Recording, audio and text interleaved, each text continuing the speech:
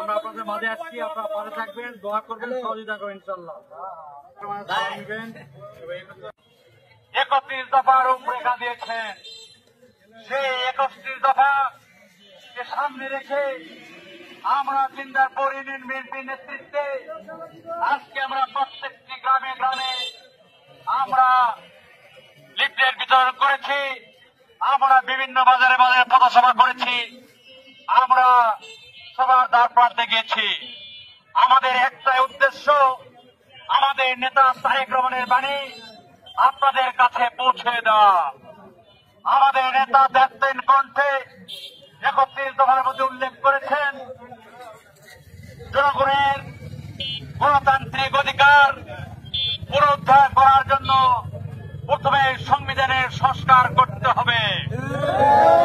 ভোটদাতার মধ্যে ভোটাররা পড়ে যায়, তাদের ভোট দেওয়ার কোন নিশ্চয়তা থাকে না। আমাদের নেতা তারেক রহমান তিনি 31 দফার মধ্যে উল্লেখ করে দিয়েছেন, নির্বাচনকালীন নির্দলীয় নিরপেক্ষ তত্ত্বাবধায়ক সরকার অনুষ্ঠিত হবে এবং এই ব্যবস্থা প্রতিবারের ন্যায় চালু থাকবে ইনশাআল্লাহ। সংগ্রামী ভাইরা, ক্ষমতার ভারসাম্য একটি জরুরি প্রয়োজন।